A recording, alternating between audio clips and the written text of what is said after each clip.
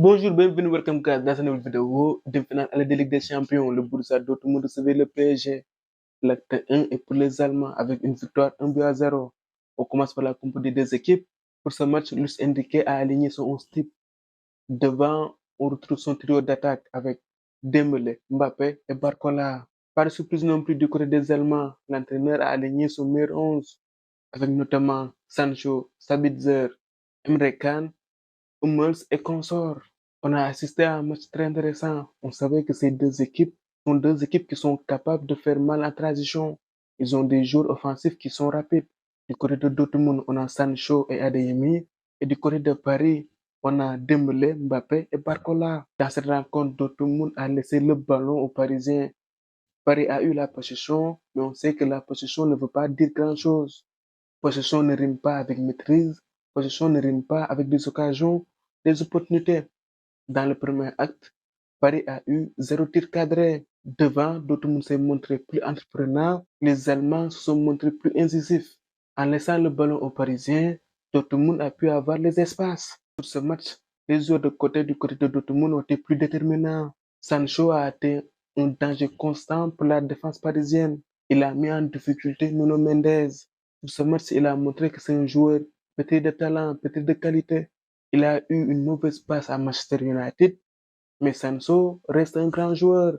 C'est un vrai plus pour cette équipe de Dortmund. Adeyemi, sur son côté aussi, il a été intéressant. Mais c'est sur l'aspect défensif qu'il a été précieux. Il est allé au marquage sur Dembélé. Il a fait des allers-retours sans cesse. En deuxième mi-temps, Paris a tenté de réagir, notamment par Fabien Ruiz, qui a eu plusieurs situations, mais il les a mal négociées. Sur ses projections, il a mis en difficulté la défense de Dortmund. Il y a aussi le double poteau de Mbappé et de Hakimi. Sur cette action, la réussite a fui Paris. Paris ce soir a flanché sur le plan offensif. Paris n'a pas suffisamment amené le match pour espérer gagner.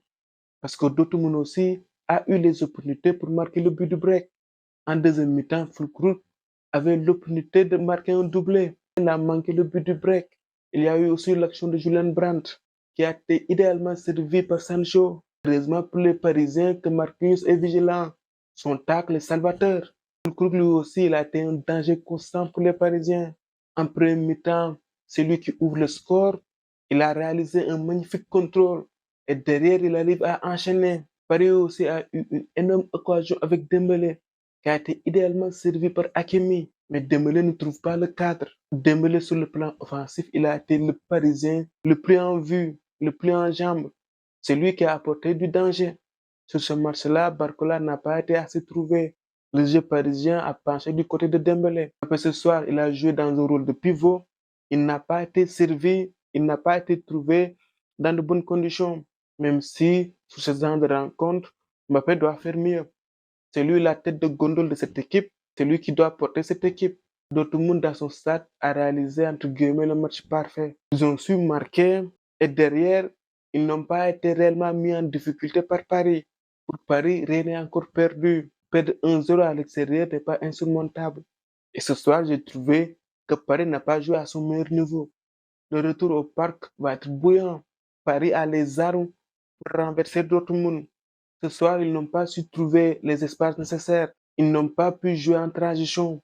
On sait que la défense de Dortmund est une défense lente. Au retour, je pense que Paris saura se rectifier. En tout cas, le match retour promet. Voilà, c'est tout pour cette vidéo. On se retrouve pour d'autres vidéos. À très bientôt. Pour Love of Football.